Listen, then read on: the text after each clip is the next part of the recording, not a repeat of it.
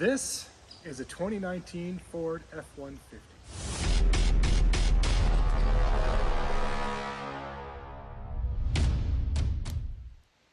Hey everybody, F-150 ownership guy here. Welcome back to my channel. It's been 2 years. It's been 2 years since I got my Ford F-150. And if you've already watched all my videos, great. Happy you followed along. But today I'm going to go over my 2-year ownership experience. I'll touch on most of the mods, if not all of the mods. And I'll talk to you about what I love, what I don't love about my 2019 Ford F-150. So my 2019 Ford F-150, as you can tell, is a Super Crew with a short bed. It is a 4x4 XLT trim level. It's the 300A package, which is the base model of the XLTs. But I have done a lot of upgrades. If you've seen my videos, you're gonna see some repeats here. But I'm gonna try and go through everything. So 2 years went by really quick. Still feels like it's a brand new truck. And we'll go over some of the mods that I've done so far. So as you can see at the front, I've removed the chin spoiler. There is a video. If you want to go watch that, you can. We have these rough country 10-inch light bars that are actually for the XLT grille. There's a video on those as well. As you can see, I've modded out my front emblem. You'll see the same in the back. And I have a hidden winch on it. I've removed my license plate for the purpose of the video, but it just snaps on and off. There's also a video of me using that winch. Come around to the side. The first thing I tend to notice on the side of my truck is the BF Goodrich all-terrain tires. Obviously mud flaps. I've taken off my antenna because I've seen pictures where these get caught in a car wash and physically peel the aluminum back like a pop can. I have decals from the old F100, reminiscent of my grandfather's truck.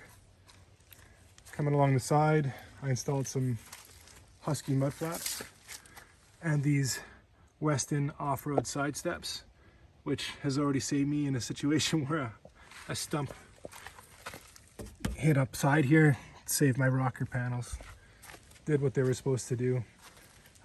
Also with the wheels, you'll notice that I have skins on. Now from far back you can't really tell, but if I get up close, you can see that they're just skins that go over top of the aluminum rim. And I changed the lug nuts about a week ago. All right, so let's talk about problems or issues I've had with the truck. Well, other than general maintenance, which I have done myself, if you watch my video, you'll see that. I've had one issue, and that was the backup camera. It went completely black one day. No rhyme or reason, no warning, put in reverse, nothing.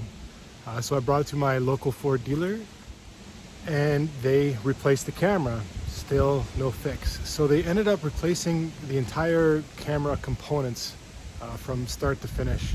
I believe there's a recall on it now, but I'm not 100% sure. So after they got it working again, it was great, but when I went to back up, there was no indicator lines for distance or which way I was turning. And I guess it's not a big deal, but when you're driving a $50,000 truck that you're still making payments on, you kind of want those little details to work. So I brought it back and they did a software update, I believe, and that remedied the problem. But other than that, it's been flawless. No problems, no issues, no knocks, no bumps. Any issues I've had, I've put on the channel, and it's usually due to something I've done. As far as reliability, this truck has been perfect. Never let me down yet. Another thing we see in the back is I put the Husky wheel well liners, so you don't just see the raw bed. It's more of an appearance thing, but it's also, you can see all the mud and stuff, so when I'm on a dirt road or an off-road situation, all the stones that kick off don't slam into the bed, they slam into that plastic. So I think that was a good purchase as well. If we flip down the tailgate, I put a bed rug in. That was one of the first things I did, was put that bed rug in. Some regrets that came with the bed rug: it gets wet and it stays kind of damp there. It takes forever to dry. If I had to do it again, I would probably do a spray-in liner. I don't know how much better that would be, but anyways, it does work well. It stops things from sliding around in the back. I got a ton of stuff in the bed of my truck, more of a trunk of a car than a bed of a truck most days. I have had some loads in it, but for the most part, it's just where I keep all my stuff. I got the DZ tailgate assist, and what that does is it dampens it, so when you open it up, you can walk away and it drops down calmly by itself. So I like that because I have a son that likes to run up and just grab the handle and pull on it instead of just slamming him in the head and coming down full speed. It kind of dampens, and I find it cool. Another mod I did is the vent visors. They're in channel. I bought these on Amazon. There is a video on them as well. They work really well.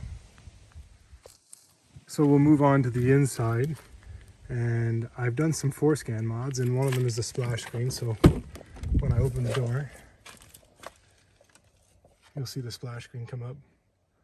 The Raptor 4 Performance. Clearly this is not a Ford Raptor. And another mod I've done is the Husky floor mats. I guess it's not a mod, but it is something I put in my truck. I gotta have to talk to Husky because they're guaranteed for life, but I don't know if that counts, but kind of annoyed with that. A couple more additions I put into here are the trim, the Blackwood trim. These are pieces I got on eBay. I did not do a video of that, but I enjoy them. And I put chrome trim around my speakers on all 4 doors, which just makes it look more of a higher end model. And I also put the Blackwood trim on my window buttons, my mirror controls, and on the around the speedometer and around the radio. I probably should have dusted before I made this video, but I didn't. So I'm going to take a minute here and talk about the gauge cluster. This truck came with a basic gauge cluster and a 2-inch productivity screen, I believe is what they call it. So through YouTube and the internet, I did some research and I found clusters by Living It Up. And I contacted them and I had him make me this cluster. And you can see the numbers right now are all white. This is a cluster you'd see in a Lariat or above. So Lariat, King, Ranch, Limited, Platinum. This is the dash that they come with, or sorry, this is the cluster that they come with. So I'm gonna go ahead, when I put the key in, you can see my numbers are blue. Now that's a custom thing that Dave from Clusters by Living It Up did for me. You can do red, blue. You can do a variety of little custom things. But I figured I might as well go and make them blue. And you'll see when I turn it on, it's an 8-inch screen versus the 2-inch screen that it came with. So I'm going to show you my lifetime fuel economy so far is 11.4 liters per 100 kilometers. And you can see currently I'm at 43,742.4 kilometers. But one big reason I wanted this cluster was for the off-road status, so I could see my angles and stuff. We'll see how useful it really is in the trail, but it looked really cool. So also I was getting tired of looking at that little screen. It's nice when I'm driving, I can put the speedometer on and it's just one big number in front of me for my speed. So yeah, that was one of my bigger mods. My more expensive mods, it's $600 American. I think it cost me 900 Canadian to get it all said and done. Very easy install, 7 screws. Anybody can do this. It's plug and play. So another mod I installed on my 2 front seats. You can see the switch right here for the heated seats. It was one of the first things I did when I bought the truck. So one of my dislikes, I do like having the jump seat and the column shift. One for a reason is I'm 6'8", and the actual console kind of rubs on my leg. I know that's a simple thing, but I enjoy my space. One thing I dislike about this particular console is if you have a coffee in your cup holders and you go around a corner, you tend to get spillage on the fabric, which looks like crap. But my intention is to someday, hopefully sooner than later, put some cat skin leather complete in this truck. And I'd like to put a upgraded, either Raptor wheel, or I don't really care to have the paddle shifters or not, but I'd like to get like a limited or a King Ranch wheel that has the heated element in it and make that functional. Gotta have warm hands. And I have a little tablet phone holder there for when I'm doing off-road, but that's just a cup holder, Amazon cheapie. I put this little cell phone / camera mount up here. It was a cheapie off Amazon. It just sticks inside the pocket up here. But it's great for when I'm doing some videoing as I'm driving. That's why I have it there, more for my YouTube. I don't think it would be functional as a cell phone holder in that position. Like I said, I'm 6'8", I got long reach, and I don't think I'd want to be messing with anything that far away. I much prefer having stuff right here. I also installed an auto start stop eliminator. So basically what that does is it gives the button memory. So if I put it in the off position and then I turn my truck off and turn it back on, it doesn't automatically go back into the on position. I find that really handy, but I just don't like the auto start stop feature for the most part. I do enable it sometimes for drive-throughs or railroad crossings or whatever, to try and conserve fuel and not run exhaust where people are working, but for the most part I have it running in the off position. It's hard to tell when the truck is just sitting by itself, but I have a 2.5-inch leveling kit on the front from Rough Country. It's just a puck, and I rose the back up 1.5 inches, so it's got roughly 2.5 inches of lift on it. So I really notice it when I get in and out of it, especially when somebody smaller gets in and out of it, they notice. But it gives me that extra stance and a little more ground clearance. Also underneath, I put skid plates to protect the engine, transmission, and I put one on the transfer case as well. There are videos on that. So what kind of got me here 2 years later on YouTube with my truck is, before I bought my truck, I did a pile of research on the Ford F-150s in particular, and I could not really find any information on the base XLTs with the base engine. This has the base 3.3 liter V6. It's the naturally aspirated V6. It's got 290 horsepower. I think it's 295, or no, sorry, I think it's 265 foot-pounds of torque. Anyways, for what I do, I don't tow very much, if any at all. It'll tow up to 7,000 pounds, which is more than I'll ever need to tow.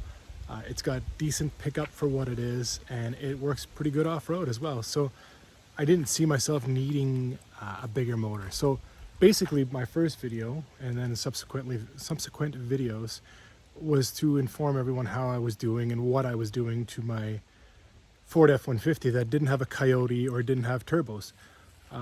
So it kind of got me here. I had no idea I was going to mod it out this much. There's some plans for some off-roading next week, so there might be a video of me doing a little more technical off-roading, but we'll see. But it's been 2 years. I love my truck. The gas mileage isn't horrible. It's not great either. It's got the 149 liter fuel tank on it, so when it's empty it really hurts to fill up. But right now with gas prices, it's well over $150 from empty. But yeah, no, I love my truck, and 2 years into it, part of me regrets not ordering it with a diesel, but back in 2019, I believe it was only available in a Lariat trim and above, so I would have had to spec it up, and then on top of that pay the money for the diesel engine. So it really wasn't a financial option at that time. In 2021, you can order a Ford F-150 XL with the diesel now, Eco Diesel, sorry. So things have changed. I still think it's a $6,000 or an $8,000 option. Anyways, it's not something I could afford at the time. Like I said, I would have to spec it up, and it's not something I really lose sleep about. The fuel economy would have been really nice, but the price tag just didn't justify. But I think I got every mod on this thing covered with you guys today. I might have missed something. If you want to see more of something, majority of my mods are on my channel, so feel free to go back and look at other videos I've made. My channel is solely about my truck. You're not gonna, at the moment anyways, find anything about four-wheelers or boats. It's my channel is all about this truck, my 2019 Ford F-150 Super Crew 4x4 with the base 3.3 liter V6. like I said, I have no regrets. I got it for a great price. And from what I understand now, I could trade it in for more than I paid for it, including interest and taxes. Not that I'm going to get rid of it, because right now I'll try and find a new truck. But that's my video. I hope you enjoyed it. And if you haven't already, you know what to do. Thanks for watching, and I'll see you in the next video. Subscribe and comment. Hit that notification bell to always be notified of every time that a new video comes out.